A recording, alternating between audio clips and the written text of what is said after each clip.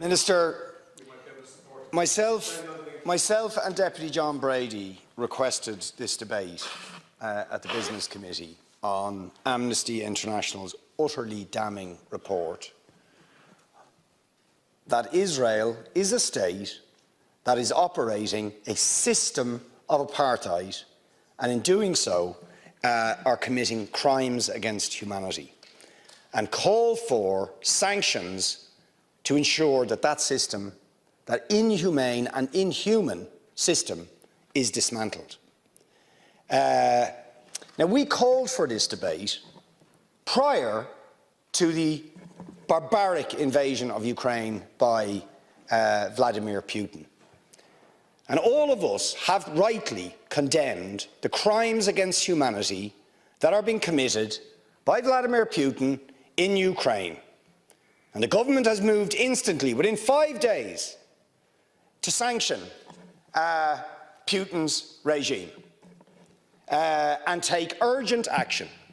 And the strength of language that was used, rightly, against Putin as a barbarian, as a thug, as a murderer, as a warmonger, all of which are true, all of those things apply to the State of Israel in its treatment of the Palestinians, and yes, the government is concerned about its use of language and doesn't feel it is appropriate to even use the word apartheid when Amnesty International, the most respected human rights organisation in the world, and Human Rights Watch, within a very short period of time, issue these damning reports saying that Israel, since its foundation, has been built on a system of oppression and domination and apartheid and racism, involving the murder of unarmed, innocent civilians on a regular basis,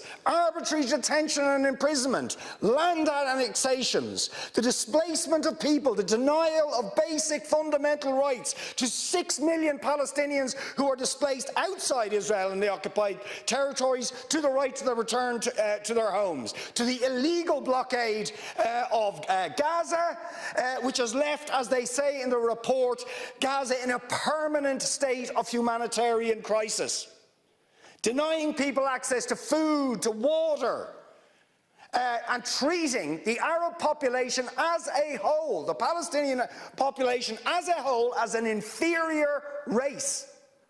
I mean, it doesn't get stronger than this. And yet you want to be careful about your language.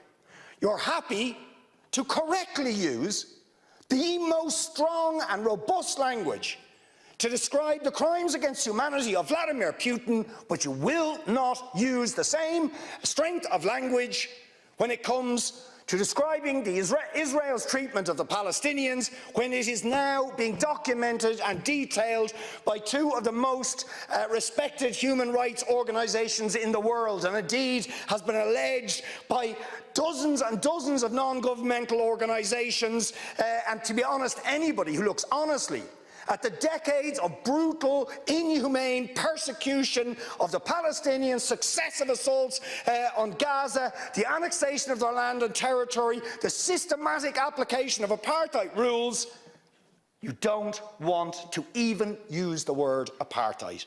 Never mind sanctions. 5 days sanctions against Putin and his thugs, 70 years of oppression by the Palestinians, and it wouldn't be, what was the word you used? It wouldn't be helpful to impose sanctions. Amnesty International are calling for Israel to be referred to the International Criminal Court for crimes against humanity. Will you support it? They are calling for targeted sanctions against Israeli officials who are perpetuating the system of apartheid, just exactly the same types of sanctions you've just initiated against Vladimir Putin. Will you support it? And I think the answer is clearly you're not going to. And then we ask the question, why? Why? Now, you see, if you're going to have moral standards, those standards have to be consistent. Otherwise, they are not standards at all. They are just cynicism.